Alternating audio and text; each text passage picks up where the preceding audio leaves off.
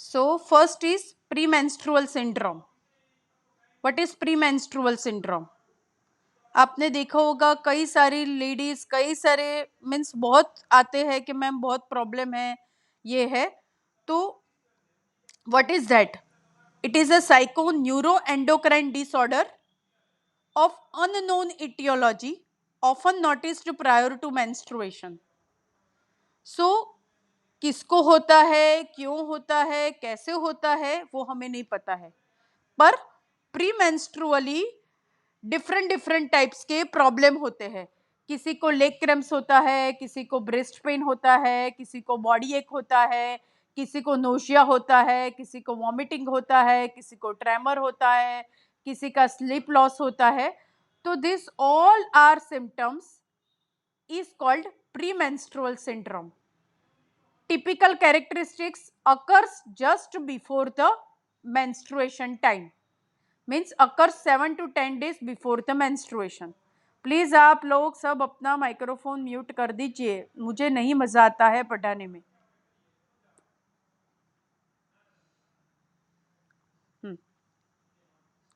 It is not related to any pathology. इसमें कोई रोग नहीं है, कोई डिसीज नहीं है, पर कुछ ऐसे हार्मोन फ्लक्चुएशन होते हैं, कुछ ऐसा होता है कि प्रीमेंस्ट्रुअल सिंड्रोम देखने को मिलता है. Characteristics, it is symptoms free period during rest of the cycle. सिर्फ मेंसेस के पहले 5-6 दिन में ही प्रॉब्लम होगा, फिर सब अच्छा हो जाएगा, फिर पूरा 20-22 दिन अच्छे जाएंगे. So it is typically a premenstrual syndrome. क्यों होता है? वैसे तो मैंने बोला it is unknown aetiology, but study said that because of altered oestrogen to progesterone ratio, sometimes serotonin. What is serotonin? Serotonin is a mood elevator hormone. पर जब luteal phase में ऐसा माना जाता है कि ब्रेन में से सेरोटोनिन लेवल का सिक्रेशन डाउन हो जाता है, तो due to decrease serotonin level in luteal phase and some psychological and psychosocial factors are also associated with it. कैसे कैसे सिम्टम्स प्रेजेंट होंगे? हाँ, it is usually premenstrual syndrome are usually seen between the age group of 30 to 45. Typically 30 से 45, 30 से 45 के बीच में की ladies होती है, उसमें ये सिम्टम्स ज्यादा देखने को मिलते हैं. सो it can be present as a breast tenderness, breast pain, bloating, weight gain, irritability, mood swing, depression, restlessness, headache, anger, anxiety, fatigue, dyspareunia, tiredness, insomnia. So it may be present as a so many vague complaints. Treatment, क्या treat करोगे? It is a psychosomatic and psychosocial disorder. So assure yoga, meditation and stress management. Patient को बोलो अच्छी तरीके से daily half an hour कुछ भी exercise, mild yoga या मेडिटेशन करे. Soaked 5 to 6 almonds in morning, eat. ये बहुत ही पता नहीं क्यों कैसा रिजल्ट है, पर it is a proven study. 5 से 6 बादाम रात को भिगो के सुबह में छिलके निकाल के खा जाने का. It is a wonderful boon drug in PMS. So medicine के साथ कई बार ये चीजें भी हमें एक्सप्लेन करनी पड़ती है, बिकॉज ब्रेन में जो आलमंड से होता है उसमें वो लोग मानते हैं कि कुछ फाइटोएस्ट्रोजन या कुछ ऐसा मटेरियल है जो पीएमएस को प्रिवेंट करता है. तो इसकी पूरी एक स्टडी हो चुकी है, एक पेपर पब्लिश हुआ है, और they recommend that eat soaked almonds in the morning. पूरा महीना और पूरा मंथ नहीं खा सके तो एटलीस्ट 15 दिन से शुरू करें. 15th डे ऑफ साइकिल से मेंसेस तक 15 दिन ले, 15 दिन नहीं ले, ऐसा भी कर सकते हैं. पूरा महीना ले तो अच्छा है, नहीं कर सकते हैं तो बीच के 15-15 दिन ले। बहुत डिप्रेशन, स्लीप डिप्राइवेशन है तो fluoxetine 20 milligram at a bed time. ओसिपिल सिवियर केसेस होते हैं ड्यू टू हार्मोनल फ्लक्चुएशंस, तो ओसिपिल्स फॉर 3 to 6 साइकिल्स दे सकते हैं। प्रैक्टिकली मैं क्या देती हूँ, मल्टीविटामिन टैबलेट प्रीमेंस प्लस आती है मेयर कंपनी की, it is also very excellent drug for PMS. Tablet Premens plus once morning daily for 3 months। और कई बार एंजाइटी डिप्रेशन होता है तो alprazolam 0.25 milligram at a bed time. So this is a basic treatment for PMS.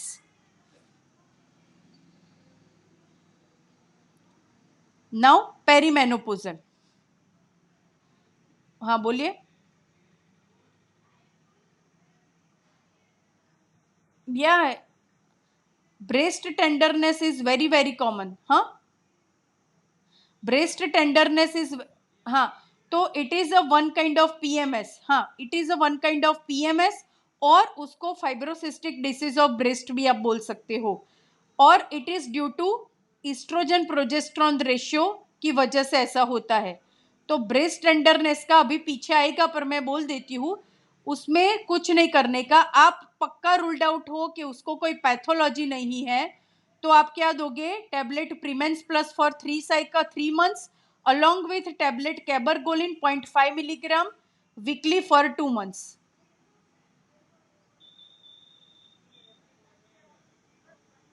प्रीमेंस plus once daily for 3 months, continue 3 महीने के लिए सबको देने की। पीएमएस में 3 months कंटिन्यूअस दोगे तो ही रिजल्ट मिलेगा। और पेशेंट को बोलने का कि मे बी आपको थोड़े महीने बाद repeat, because it's a simple multivitamin, पर उन्होंने ऐसे विटामिन इसमें रखे हैं कि specially in accurate dose for PMS. तो 6 महीने के बाद या 1 साल के बाद रिपीट करना पड़े तो कर देने का उसका कोर्स, इसमें कोई साइड इफेक्ट तो है नहीं। तो सिंपल कई बार रिपीट भी करना पड़ता है तो रिपीट कर देने का, पर 3 months कंटिन्यूअस देने का। ठीक है। Then cabergoline 0.5 milligram weekly for 8 weeks, 2 months के लिए।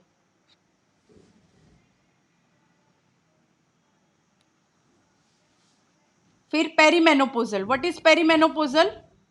Climacteric stage when menstrual cycle is likely to be irregular. तो 5-10 साल पहले और 5-10 साल पीछे उसको पेरीमेनोपोजल पीरियड बोलते हैं। आइडियल मेनोपोजल टाइम इज 45, तो उसका 10 साल पहले, so 35 to 45 is also perimenopausal and 45 to 55 is also perimenopausal age group. So 10 साल आगे का 10 साल पीछे का, they all are combined to called as a perimenopausal period. जैसे, हाँ बोलिए।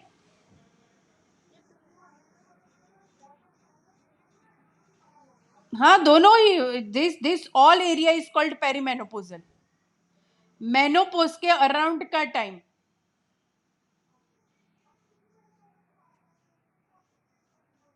35 to 45। पेरी यानी उसके आजू बाजू का, प्री यानी पहले का, पोस्ट यानी पीछे का, सिंपल।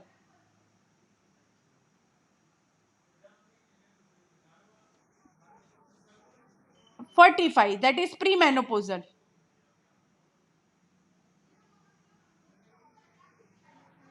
देखिए, पेरीमेनोपोजल यानी क्या, कि मेनोपोज के आजू बाजू का एरिया को बोलते हैं पेरीमेनोपोजल। तो ideal age of menopause is 45, तो उसके 10 साल पहले इज प्री मेनोपोजल। और 45 जब मेनोपोज किसी को 50 के बाद आता है तो दैट इज पोस्ट मेनोपोजल। तो पेरीमेनोपोजल जो सिम्टम्स है वो हमें कब देखने को ज्यादा मिलेंगे, between the age of 35 to 55। Because ऐसा तो नहीं है ना कि सबको 45 पे ही मेनोपोज आएगा। किसी को 40 ईयर पे भी आता है, किसी को 50 ईयर पे आता है। तो अप्रोक्सीमेट जो पीरियड होता है ये सबका लिखा है, तो इट इज बिटवीन 35 टू 55। तो ये सब हाँ बोलिए।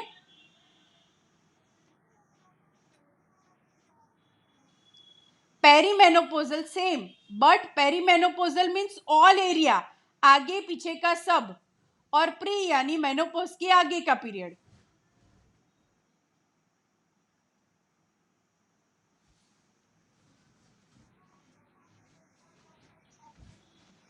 हाँ, 35 to 45।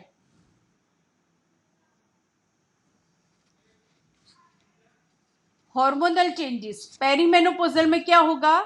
Gradual increasing level of FSH and LH, और इस्ट्रोजन लेवल धीरे धीरे ग्रेजुअल डाउन होगा। जैसे जैसे we are moving towards the menopause, FSH LH level rise होता रहेगा। 10 का 20 हुआ, 20 का 40 हुआ, 40 का 80, और इस्ट्रोजन लेवल ग्रेजुअली डाउन होता जाएगा। तो ये हार्मोनल चेंजेस की वजह से बॉडी में जो डिफरेंस आता है उसको बोलते हैं पेरीमेनोपोजल सिम्टम्स। और ड्यू टू इस्ट्रोजन डाउन होता है तो it also reduce loss of bone mass, और उसकी वजह से ऑस्टियोपोरोसिस के चांसेस इस ग्रुप में बढ़ जाते हैं। मेंस्ट्रुएशन प्रायर टू मेनोपोज कैसा होगा? प्रायर टू मेनोपोज कैसा होगा? किसी को सडन सिजेशन होगा, सडन यानी बस इस महीने नहीं आया फिर कभी भी नहीं आया, दैट इज सडन सिजेशन। किसी को gradual decrease in both interval and amount,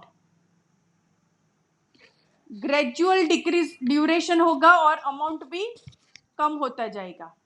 और किसी को बहुत ज्यादा आएगा, इरेग्युलर विथ और विदाउट एक्सेसिव ब्लीडिंग। तो जब मेनोपोज की अराउंड जाते हो तो पेशेंट को मेंस्ट्रुअल इरेगुलरिटीज इसमें से कुछ भी हो सकती है। किसी को बहुत कम हो जाएगा, किसी को बहुत ज़्यादा हो जाएगा, किसी की साइकिल शॉर्ट हो जाएगी, किसी की साइकिल लॉन्ग हो जाएगी, और किसी को एकदम बंद हो सकता है। पर किसमें क्या होगा दैट वी डोंट नो।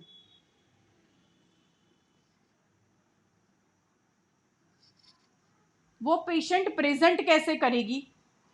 मैंने बोला टिपिकल ग्रुप एज ग्रुप है, और उसमें they are present as a vasomotor symptom, hot flushes. What is hot flushes?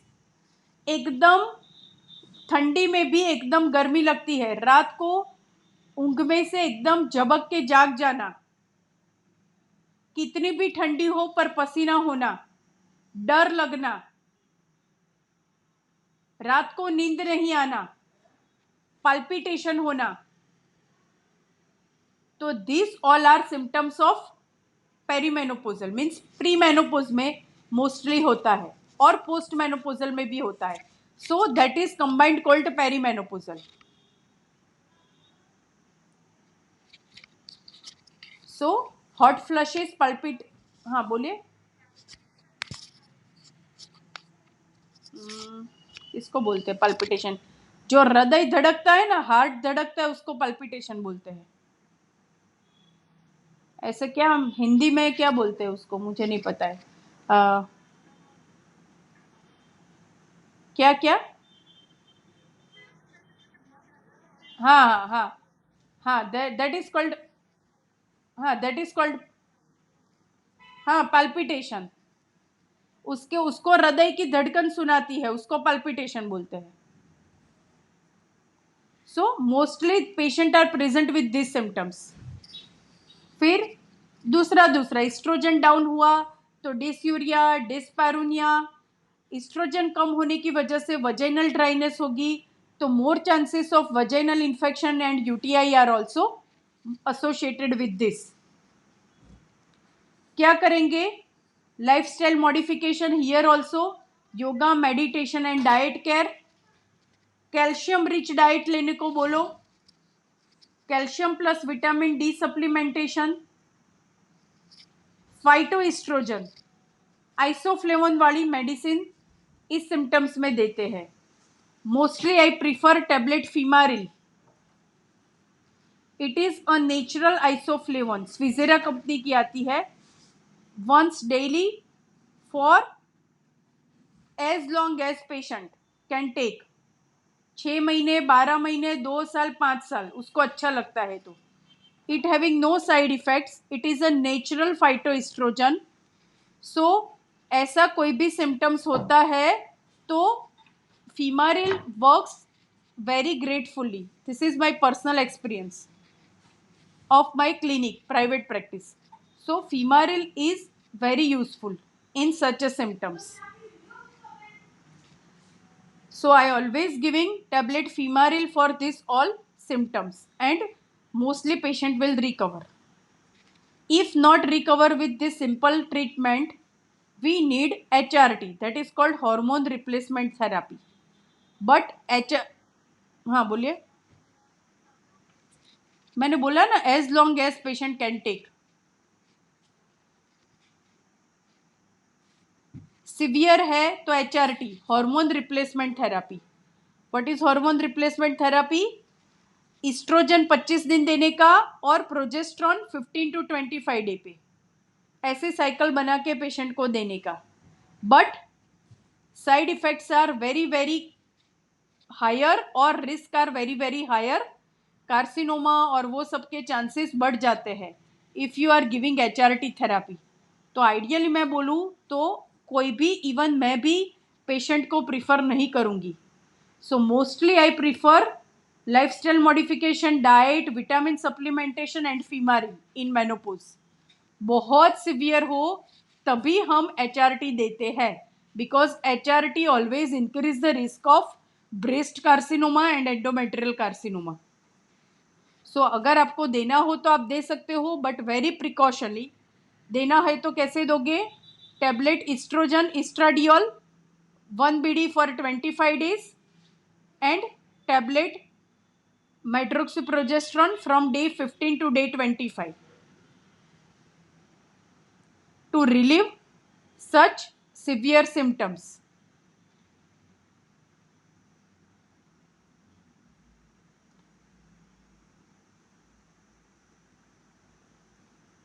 Okay हाँ बोलिए.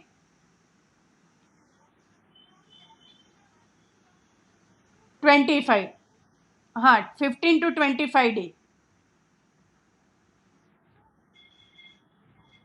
हाँ 15 to 25 डे, 10 दिन प्रोजेस्ट्रॉन और 25 दिन इस्ट्रोजन. हाँ 1 BD. हाँ हाँ 1 BD. डे 1 या डे 2 से एस्ट्रोजन स्टार्ट करो 25 दिन के लिए, और डे 15 से प्रोजेस्ट्रॉन ऐड कर दो. तो उसको HRT थेरापी बोलते हैं. बट मैंने बोला पहला ये सब करने का, इससे नहीं होता है तो ही HRT पे जाने का, because HRT always increase the risk of carcinoma.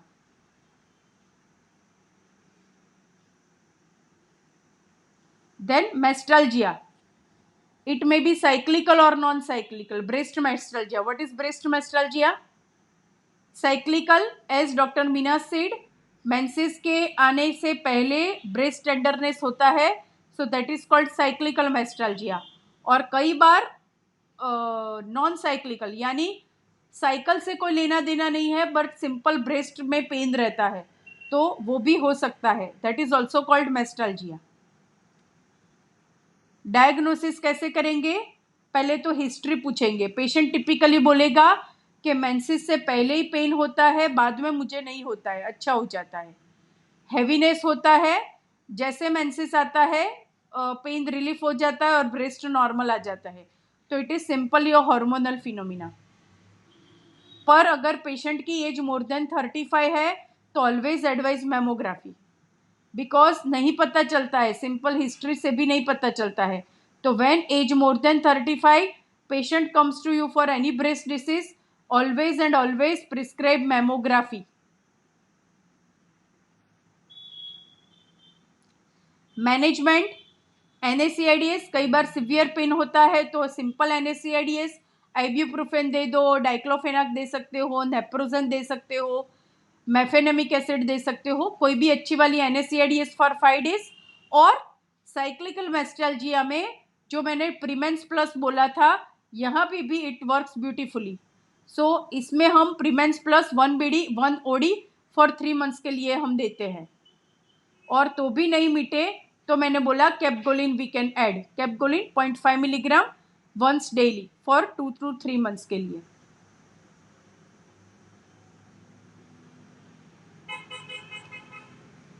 Point 5 milligram weekly for 2 to 3 months.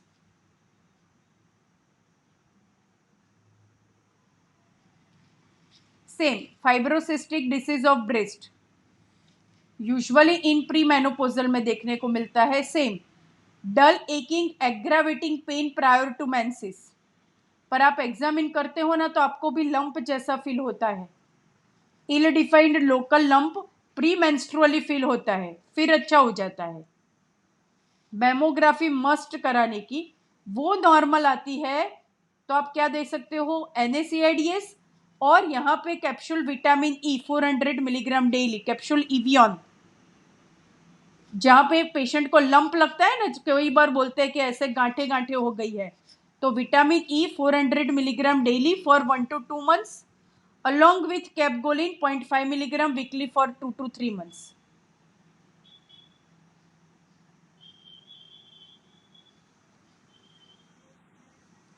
ना ना, no no no, mammography is the best. USG से नहीं पता चलता है।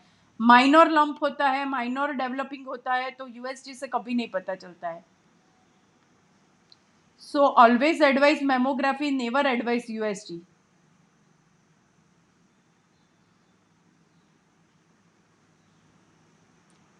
Fibroadenoma, what is fibroadenoma? ये 20 से 35 साल की लेडीज में ज्यादा देखने को मिलता है, 20 to 35 एज ग्रुप में। कैसे पता चलेगा? पेशेंट बोलेगा मुझे गांठ जैसा लग रहा है। आप जब पाल्पेट करोगे तो ये typical uniform firm mobile, mobile यानी ऐसे पूरे ब्रेस्ट में घूमता रहेगा, मास है वो। पेनलेस, पेनलेस यानी थोड़ा पेन होगा और नहीं होगा। और वेल डिफाइंड मास, अच्छा आपको देखने को मिलेगा। सो that is most benign tumour of breast. अगर वो छोटा है, लेस देन 5 सेंटीमीटर, कुछ नहीं करने का, पेन होता है तो NSAIDs देने का। मोर देन 5 सेंटीमीटर है तो FNAC बायोप्सी करके उसको निकालना पड़ेगा। 1 second please, 1 second, excuse me, 1 second.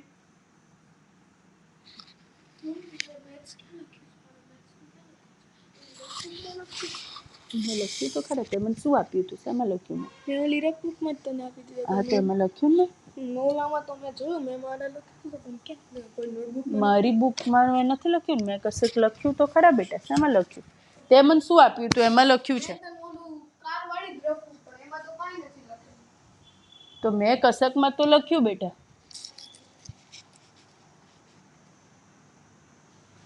हाँ, क्या पूछ रहे थे, बोलिए।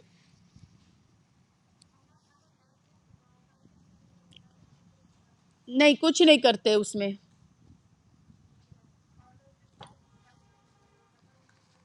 तो FNAC करके उसको रिमूव करना पड़ेगा, सर्जरी करनी पड़ेगी।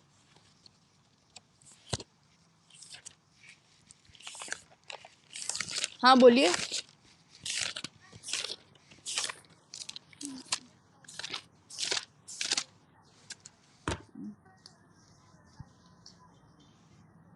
हाँ, नहीं, नेवर, कुछ नहीं होता है।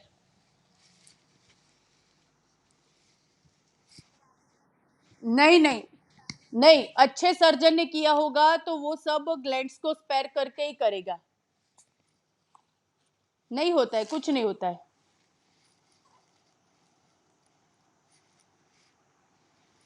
वन सेकंड है, 1 सेकंड।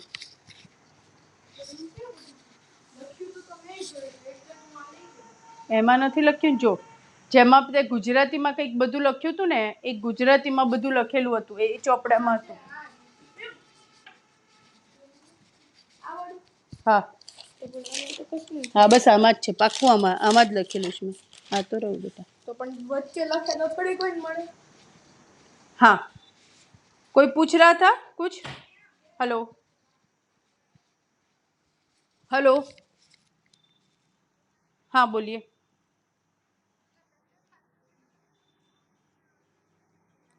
नहीं कुछ नहीं देना है उसे.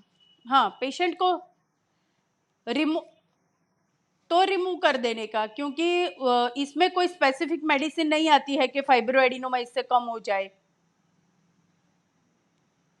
सो उसको vitamin E is helpful in fibrocystic disease of breast, not in fibroadenoma.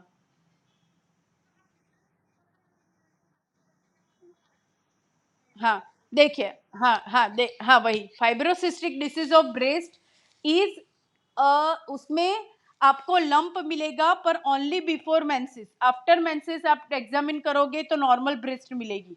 और फाइब्रोएडिनोमा है तो वो तो लंप रहेगा ही, उसको मेंसेस के साथ कुछ लेना देना नहीं है. सो this is the basic difference between fibroadenoma and fibrocystic disease of breast. और मेमोग्राफी कराओगे तो वो तो आपको डिफरेंशिएट करके बोलेगा वेदर इट इज फाइब्रोसिस्टिक और weather it is fibroadenoma. Mammography में पता चल जाता है. तो vitamin E will always helpful in fibrocystic disease but not helpful in fibroadenoma. बस ये सारे ले लिए थे मैंने. अभी आपको कुछ पूछना हो तो पूछ लीजिए. हाँ 1 by 1 सब आप पूछ सकते हो. हाँ बोलिए, पहले कौन पूछ रहा है. हाँ बोलिए. हाँ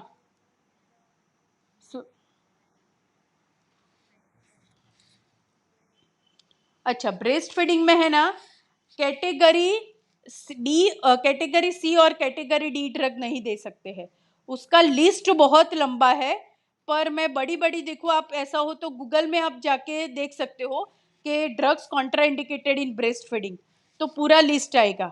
और अभी मैं आपको बड़ी बड़ी बोलूं तो सिप्रोफ्लॉक्सासिन मीन्स जो ओफ्लॉक्स वाला ग्रुप है ना वो कॉन्ट्राइंडिकेटेड है. फिर जो भी न्यूरोलॉजिकल ड्रग्स है मीन्स सिंपली आप सिंपल उसमें पैरासीटामोल है, नेप्रोजेन है, ऐसा दे सकते हो. और एंटीबायोटिक जब भी आपको देनी पड़े तो एमोक्सिसिलिन ग्रुप दो, वो सेफेस्ट है. एमोक्सिसिलिन या सेफ्ट्राक्सोन वाला ग्रुप, यानी सिफोपेराजोन या सेफिक्सिम, या वो सेफ्ट्राक्सोन वाला ग्रुप और एमोक्सिसिलिन ग्रुप की एंटीबायोटिक आप दे सकते हो. दूसरी एंटीबायोटिक्स बिना जाने नहीं देने की लैक्टेटिंग मदर्स में. तो जब भी आपको एंटीबायोटिक्स देनी हो तो आप क्या दो, एमोक्सिसिलिन ग्रुप दो एंड सेफ्ट्राक्सोन वाला ग्रुप दो. सेफ्ट्राक्सोन में क्या आएगा, सेफिक्सिम आएगा, सेफोपेराजोन आएगा, कैफ्टम आएगी, ये सारी आप दे सकते हो.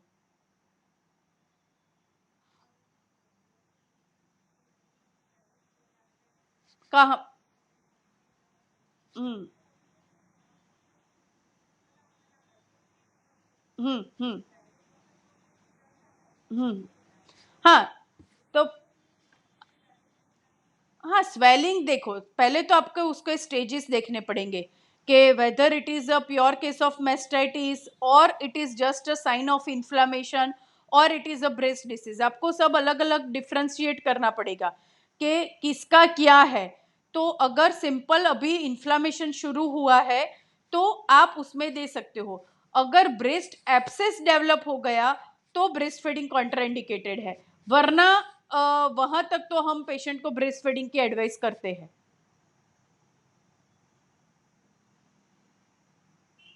ओके. हाँ दे सकते हैं for to relieve the inflammation. हाँ देने का ना, वो तो देनी पड़ेगी ना.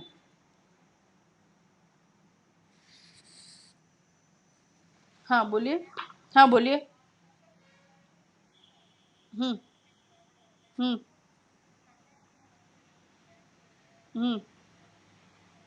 हम्म निपकेर ऑइंटमेंट.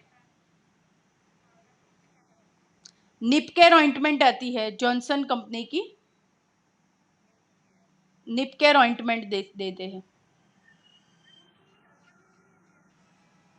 उसका अल्टरनेटिव एक आती है, वो क्लाइनोडम ऑइंटमेंट आती है। निप केयर और क्लाइनोडम दोनों में से एक बोल देते हैं।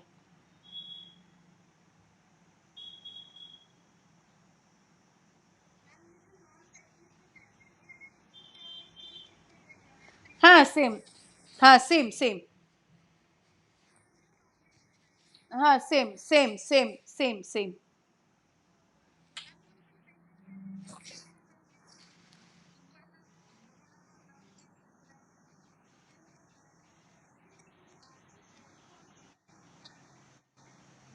एंटीबायोटिक्स देने की। हम्म। हाँ हाँ।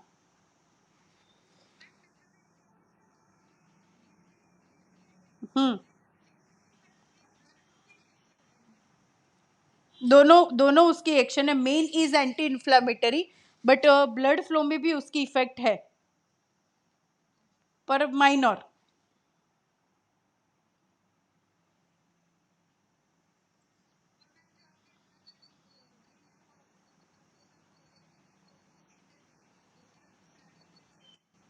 हम्म। हम्म।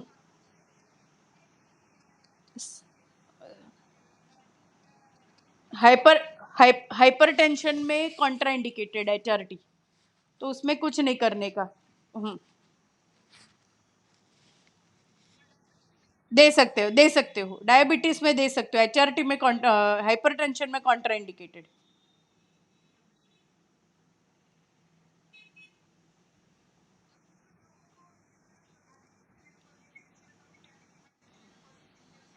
हाँ तो सिंपल ट्रीटमेंट, हाँ सेम रहेगा ट्रीटमेंट। हाँ हाँ सेम, हाँ सेम। पर प्री मैच्योर मेनोपॉज जिसको होता है, suppose pre primary ovarian failure हो गया 26 साल की एज में, या 30 ईयर की एज में हो गया, तो उसमें है ना उसका इस्ट्रोजन लेवल डाउन होता है, तो उसकी वजह से उसका बोन मिनरल जो बीएमडी होता है वो बहुत कम हो जाता है, तो उसमें अर्ली स्टेज पे calcium with vitamin D supplementation देना पड़ता है। वो ध्यान रखने का। हम्म।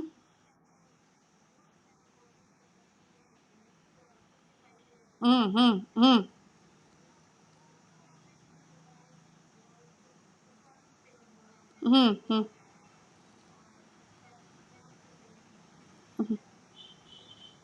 हाँ देखिए, एज रिलेटेड एक तो है, एक एज रिलेटेड, और एक दूसरा इस्ट्रोजन कम होने की वजह से पूरे जो मसल होते हैं, पूरे जो जॉइंट्स होते हैं, उसमें फ्लेक्सिबिलिटी आ जाती है, तो उसमें आइडियली एक्सरसाइज पेशेंट को, इसीलिए हम लोग बोलते हैं कि आफ्टर 40-45 पे एक्सरसाइज स्टार्ट करनी चाहिए, ताकि जो मसल और लिगामेंट्स हार्मोन की वजह से वीक हो रहे हैं वो नहीं हो, एक पहला।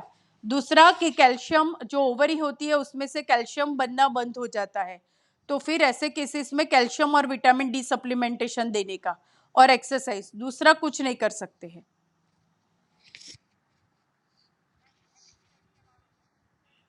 हाँ नॉर्मली यानी શું કહેવાય, कैसा बोलते हैं कि चलने का, वॉकिंग इज द बेस्ट, पर दूसरी वेट लिफ्टिंग और कुछ भी करे, योगा करे, साथ में स्ट्रेचिंग करे, stretching exercise is very important for old age woman. So वो कोई क्लासेस में जाके स्ट्रेचिंग वाली एक्सरसाइज करती है तो उसके जॉइंट्स है वो ओपन होते हैं, और उसका जो बोन मास होता है वो कम होने से प्रिवेंट हो सकता है। So yoga is best after 40-45 year age group.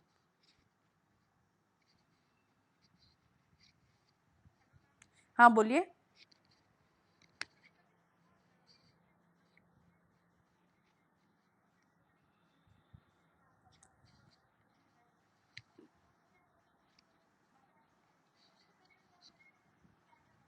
कुछ नहीं करने का, that is not natural hormonal withdrawal, कुछ नहीं करने का।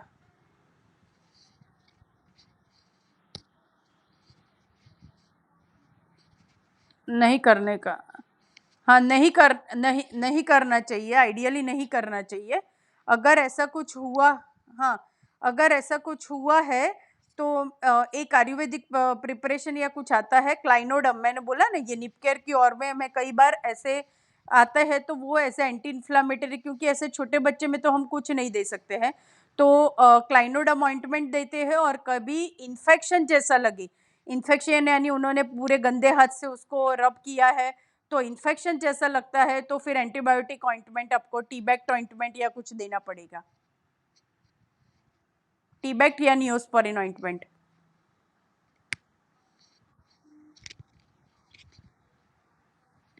हम्म पर यूरिक एसिड तो यूजुअली क्या है ना, टिपिकल जॉइंट पेन उसे होगा। आपको कराना हो तो एजेड लोग में तो करा ही लेने का, क्योंकि हमें नहीं पता होता है कि किसकी वजह से हो रहा है। आपने सब रूल्ड आउट किया।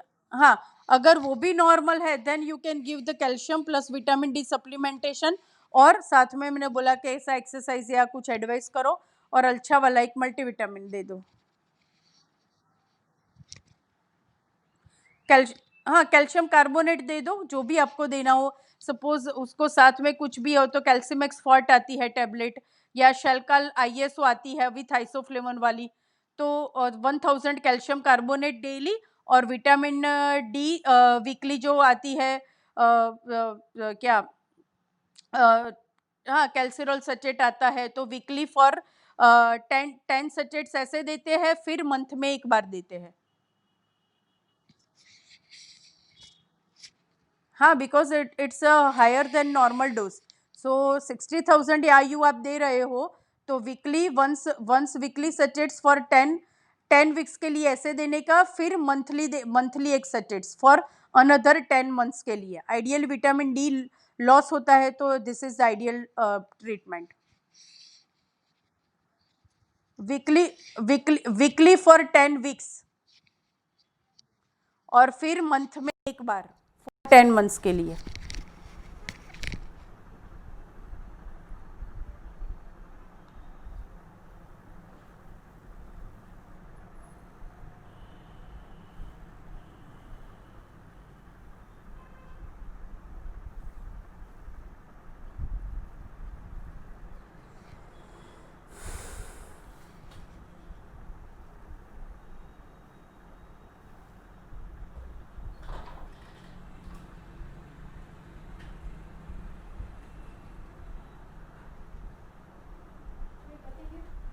બે મિનિટ બસ, મારે 2-3 મિનિટ જ છે.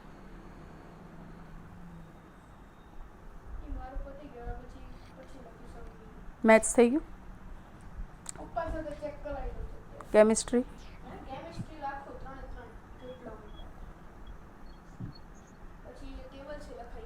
કાંઈ વાંધો નહીં, રમ. Hello ma'am. પછી હા બોલીએ બોલીએ બોલીએ हाँ बोलिए बोलिए, हेलो बोलिए. हाँ मैम, कुछ कुछ पेशेंट्स ऐसे आते हैं कि ब्रेस्ट का साइज बढ़ाना है बोल के कोई आते हैं, और कोई कोई ऐसे आते हैं कि हमारे ब्रेस्ट का साइज बहुत बढ़ गया है, तो ऐसे पेशेंट्स में क्या देना है ma'am? Only exercise, no medicine. दोनों में भी exercises ma'am? Simple pectoralis muscle enhancement exercise by physiotherapist, मैं तो वही करती हूँ, इसमें कोई मेडिसिन आती ही नहीं है. ओके, कौन सा बोले मैम आप? Pectoralis muscle enhancer? हाँ, पेक्टोरलिस मसल एनहांसमेंट करना पड़ेगा, तो वो फिजियोथेरापिस्ट है, वही बता सकती है कि एग्जैक्टली कैसे करना है. मैरिड गर्ल्स आती है मैम कि मतलब शादी तो करनी है, मतलब 25-30 हाँ. मतलब 25 है, और ब्रेस्ट का साइज इतना ये नहीं है मैडम, तो ऐसे हाँ. कुछ ऑयल है, कुछ मेडिसिन है क्या? तो हम तो बस कुछ देते या हैं ऐसे तो। एक्चुअली नहीं आती है, और देना भी नहीं चाहिए, because it's a genetic problem और whatever the problem. So ideally कुछ मेडिसिन उसके लिए देनी नहीं चाहिए, हम उसको बेनिफिशियल की जगह हार्म कर रहे हैं, तो ideally nothing should be given in such case. मतलब ऐसे कुछ गूगल पे या कहीं पे ऐसे लिखा है ना मैम कि ऑयल से सर्कुलर मोशन पे ऐसे ये मसाज करो, ये करो, तो ये कुछ बट है दैट मैम इज क्या? मतलब but no but that is not the proof ना. जो स्टैंडर्ड बुक्स में लिखा होता है वही हमको मान्य रखने का. इसीलिए यहाँ पे मैं जो भी आपको पीपीटी दिया है वो standard Williams of obstetric and TeLinde of gynaec में से ये सब लिख के मैंने ये पीपीटी बनाई है. तो जो स्टैंडर्ड बुक्स है उसी को हम लोग, तो मैं तो उसी को फॉलो करती हूँ, उसके अलावा गूगल पे कुछ भी लिखा हो पर वो कोई ऑथेंटिक रीजन नहीं है। तो always we have to follow those are written in authenticated books, not कोई भी बुक्स में से आप लिख पढ़ो और कुछ कोई भी बुक्स में से लिखो। So ideal treatment is from obstetric के लिए विलियम्स और गायनिक में हमारी टिलिंड होती है, तो that are the ideal authenticated book and that is practiced all over the world, not in India or not in even single part. So उसी में से ट्रीटमेंट देनी चाहिए कि जो ऑथेंटिकेटेड बुक में लिखा हो, और मैं तो हमेशा उसी को फॉलो करती हूँ। तो आई एम नॉट, जब तक ऑथेंटिकेटेड बुक में कुछ नहीं आता है तब तक कुछ नहीं लिखने का।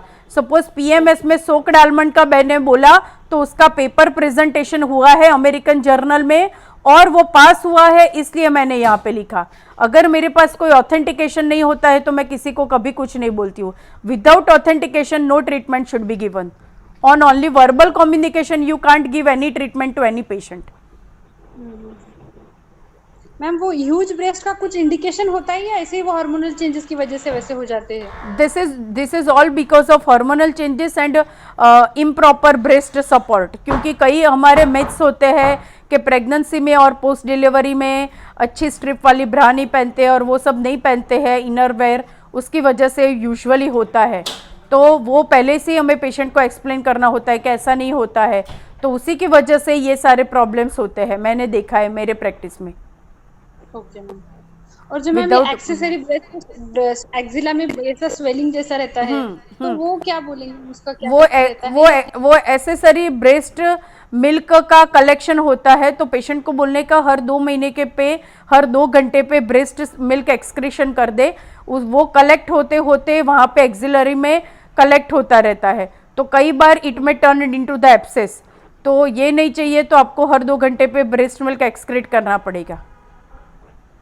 बट ओरली कुछ ट्रीटमेंट उसका कुछ जरूरी नहीं है मैम? नहीं। हाँ, या अगर कोई इन्फेक्शन जैसा लगता है तो एंटीबायोटिक्स और एंटी इन्फ्लेमेटरी दे सकते हो आप। Yes. Okay, so here I am. हाँ बोलिए। हाँ बोलिए मैम। एक 8 इयर्स की गर्ल थी, उसको ब्रेस्ट में बहुत ज्यादा पेन था। और जब वो कहती थी कि मतलब इतना पेन है कि मतलब वो टच भी नहीं करने देती थी, और जब उसका टच किया तो एक छोटी छोटी सिस्ट से फील होते हैं उसके ब्रेस्ट में।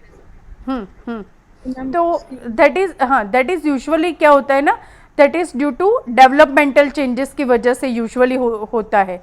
तो जब ऐसी छोटी गर्ल्स आती है, हाँ, और छोटी ऐसी गर्ल्स आती है ना, तो ऑलवेज पहले रूल्ड आउट कर लीजिएगा कि कोई सिक्रीशन बुरा नहीं होना चाहिए, निपल में से सिक्रीशन नहीं आता हो, कोई डार्क सिक्रीशन ऐसा नहीं हो, ओनली आपको सिस्ट फील होता है तो only gives the multivitamin and NSAIDs, simple.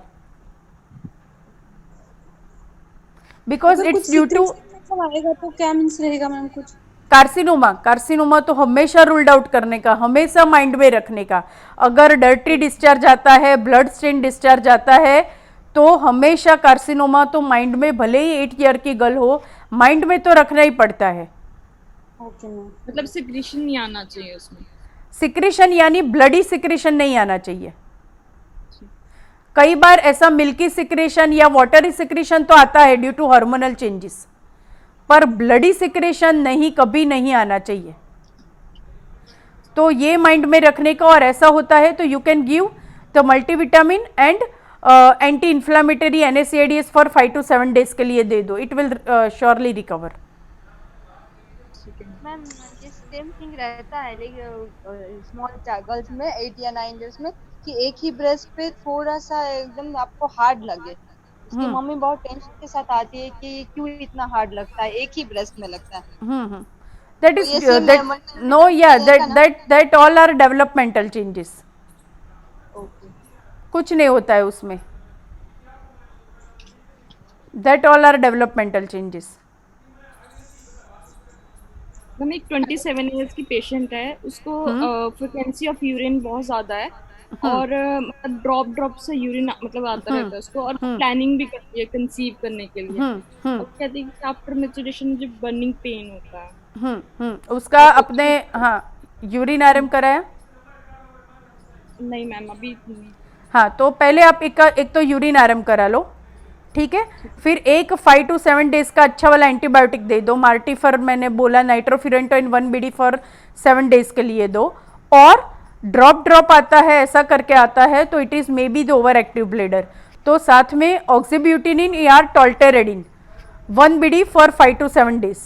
तो एक एंटीबायोटिक और एक ये एंटीकोलिनर्जिक ड्रग दे के देखो, इट विल रिकवर। मैम वो प्लानिंग भी करते कंसीव की, तो पूछते हैं कि मतलब कंसीविंग के लिए कोई मेडिसिन। हाँ, तो फिर वो आप इनफर्टिलिटी पे जाके आप देखो कि कैसे करना है, पर पहले ये सिम्टम्स आप रूल्ड आउट करो कि यूटीआई है कि नहीं है, वजाइनल इन्फेक्शन है कि नहीं है, पहले आप वो क्लियर करो। फिर folic acid, pre conceptional counselling में फॉलिक एसिड देने का।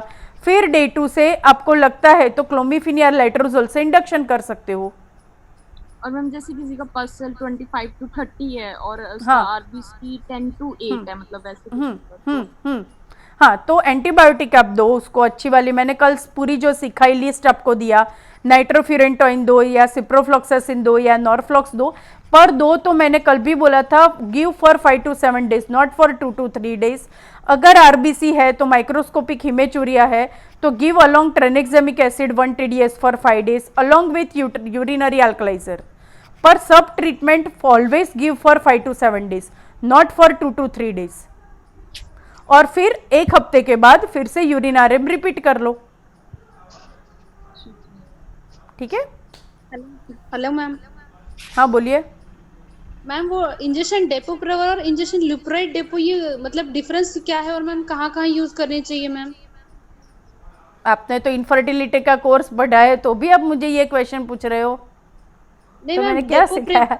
हाँ, दैट इज टोटली डिफरेंट ना। मैंने समझाया था Lupride depot is GnRH agonist और डेपो प्रोवेरा इज प्रोजेस्ट्रॉन। सिर्फ नाम सही है पर दोनों का एक्शन बहुत बहुत बहुत बड़ा डिफरेंस है। That is GnRH agonist Lupride depot, वो हार्मोनल मीन्स, हाँ, वो हम एंडोमेट्रियोसिस, फाइब्रोड, मेनोरेजिया, जो ऐसे DUB है तो ऐसे केसेस में हम एंडोमेट्रियोसिस में FSH-LH को डाउन करने के लिए देते हैं। That is Lupride depot and depot Provera is a simple progesterone that we are used for contraception और sometimes we can use for bleeding control के लिए हम देते हैं। So Lupride depot and depot Provera is totally different thing, उसका अपने साथ में किसी को लेना देना ही नहीं है।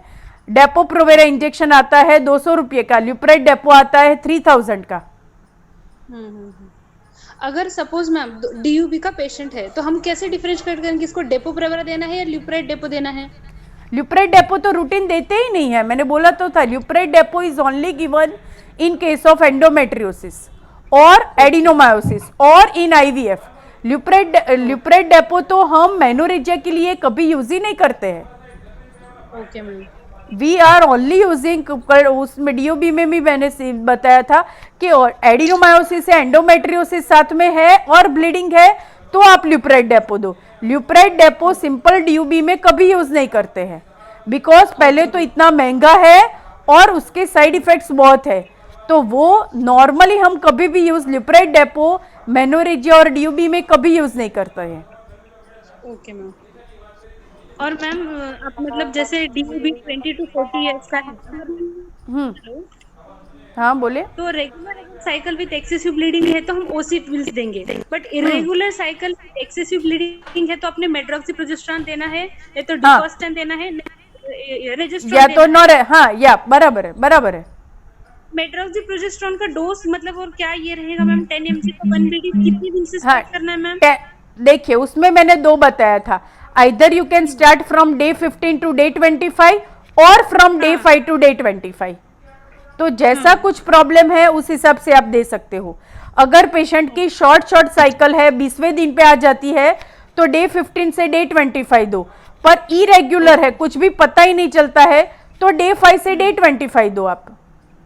ओके, 1 BD देना है पर 15 से हाँ 1 BD BD, हाँ 1 BD डिपेंड्स ऑन साइकिल। हाँ डिपेंड्स, 17 हाँ, से लेके 28 हाँ, डे तक आप डे 17 या डे 18 से शुरू करते हैं, because first one is always giving when the patient are planning for conception, तो वो डे 17 या डे 18 पोस्ट ओव्यूलेटरी में स्टार्ट करेंगे। मतलब कभी भी हमको अगर प्रोजेस्टेरॉन रिप्रोडक्टिव एज में स्टार्ट करना है तो आफ्टर ओवुलेशन ही स्टार्ट करना हाँ, है। ऑब्वियसली ओव्यूलेशन से पहले करोगे तो प्रेगनेंसी कैसे रुकेगी? और तो जिनको डे pregnancy का इश्यू नहीं है, उसको आप एमपीओ दो, नॉरेथिस्टेरोन दो, कुछ भी दो, प्रॉब्लम नहीं है। हाँ। ओके मैम, मुझे थोड़ा पेरीमेनोपॉज और प्रीमेनोपॉज का डीओबी का ट्रीटमेंट आप बोलेंगे, मैं और एक बार क्या बोलूं, आपको नहीं समझ में आया वो मुझे पूछिए, मैं क्या सब पूरा लेक्चर तो फिर से कैसे ले लूंगी मैं? अगर पेरीमेनोपॉज एज है 40 से लेके हाँ, या 42 43 है, हाँ, तो हाँ, हम क्या करेंगे, मेट्रोक्सीप्रोजेस्टेरॉन 10 mg का डेली वन ऐसे कंटिन्यूस देंगे विद सेविस्टा। हाँ, हाँ, विद सेविस्टा, हाँ। तो हमको अब कैसे हम डिफरेंशिएट करेंगे कि इसको मेट्रोक्सीप्रोजेस्टेरॉन स्टार्ट करना है या जैसे रेजिस्ट्रॉन नॉर्थिस्टेरोन देखिए, सिंपल मैंने पहले भी ये सब आपको समझाया हुआ है कि मेट्रोक्सीप्रोजेस्टेरॉन सिंपल वर्क करता है, उसके हायर का रेजिस्ट्रॉन है, ठीक है। तो जहां पे आपको ऐसा लगता है कि मेड्रोक्सी से रिजल्ट नहीं आएगा तो रेजिस्ट्रॉन यूज करो, बिकॉज रेजिस्ट्रॉन हायर वाला है, और वो रेगुलर आपको विड्रॉल लाना है तो ऑलवेज यूज मेड्रोक्सी और नॉरेथिस्टेरोन, और जिसको रेगुलर विड्रॉल नहीं चाहिए उसको सेविस्ता दो। Hello ma'am. हाँ ma'am, doctor Renu. Hello ma'am. हाँ, बोलिए। मैम, कैसे कैसे पेशेंट में ऐसा होता है कि जैसे अभी मैंने पीसीओएस टाइप पेशेंट डिस्कस किया था आपसे इनफर्टिलिटी में, तो मैम उसका जैसे पीरियड आता है कि 2 मंथ्स के अल्टरनेटली आता है, तो मैम अगर हम मेडिकेशन स्टार्ट करते हैं तो मैम कैसे क्या वेट करेंगे कि नेक्स्ट 2 मंथ के बाद आए तब स्टार्ट करें, 2 to 5 से स्टार्ट करें? नहीं, विड्रॉल दे देने का। इनफर्टिलिटी में तो आपको विड्रॉल दे देने का। विड्रॉल कैसे दोगे? नॉरेथिस्टेरोन या मेड्रोक्सीप्रोजेस्टेरोन, हाँ, 1 BD फॉर 5 days।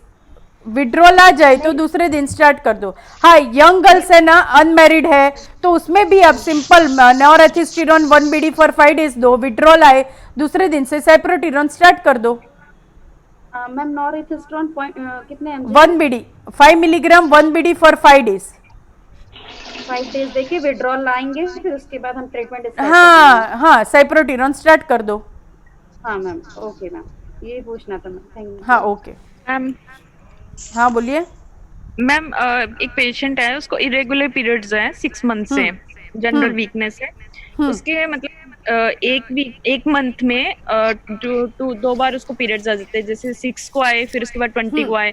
6 को जो आए वो 4 days के लिए आए, और 20 को जो आए वो 7 days के लिए। फिर नेक्स्ट मंथ फर्स्ट को आ गए, उसमें स्पोर्टिंग हुई, सिर्फ स्पोर्टिंग हुई 10 days के लिए। फिर उसके बाद 21 को आए, वहाँ उसमें भी वो कंटिन्यू रहे उसके।